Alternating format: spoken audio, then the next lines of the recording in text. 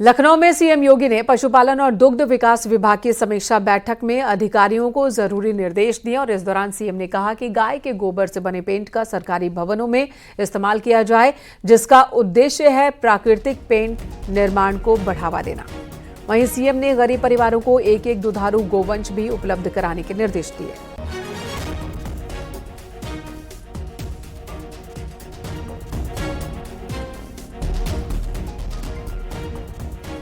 तो कल पशुपालन विभाग के साथ विभागीय समीक्षा बैठक के दौरान कई बड़ी बात मुख्यमंत्री की ओर से कही गई।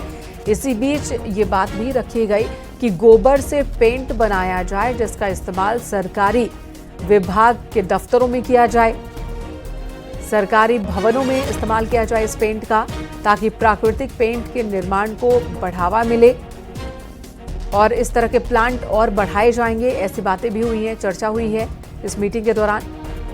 एक एक दुधारू गोवंश गरीब परिवारों को उपलब्ध कराने के निर्देश भी कल की मीटिंग के दौरान सीएम ने सभी को दिए।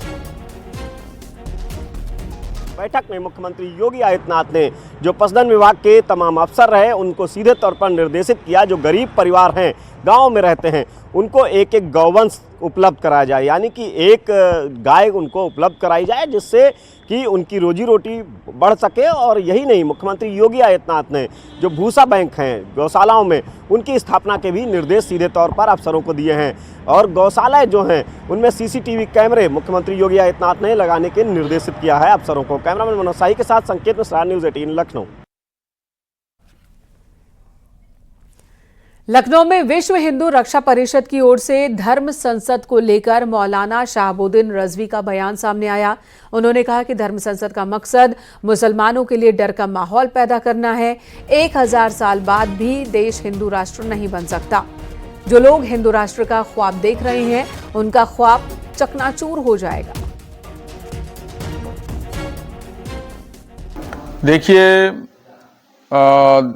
विश्व हिंदू रक्षा परिषद की जो धर्म संसद लखनऊ में हुई है, इस तरह की धर्म संसद करने का मकसद मुसलमानों को डराना और धमकाना है।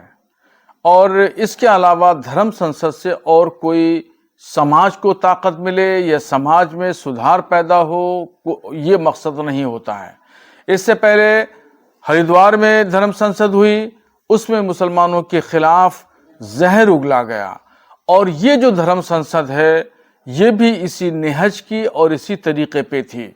इसमें यह ऐलान किया गया कि भारत को हिंदू राष्ट्र बनाना है। तो इस पर जो है मैं कहना चाहता हूँ कि भारत एक लोकतांत्रिक देश है, जमहूरी निज़ाम के तहत चलता है, संविधान के मातहत यहाँ की हुकूमतें, रियासतें और अवाम अमल करती है। और मैं दावे से कहता हूं कि भारत आज से 1000 साल तक हिंदू राष्ट्र नहीं बन सकता है। नगर विकास और ऊर्जा मंत्री ए.के. शर्मा ने अखिलेश यादव पर तंज कसा और बड़ा बयान दिया। उन्होंने अखिलेश यादव की तुलना मुर्गा से की है। ए.के. शर्मा ने कहा कि मुर्गे को लगता है अगर वो नहीं बोलेगा तो सुबह नहीं होगी।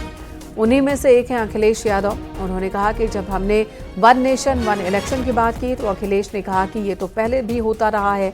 अखिलेश अब कह रहे हैं कि सरकार पीढ़ी के दबाव में जातीय जनगणना करा रही है।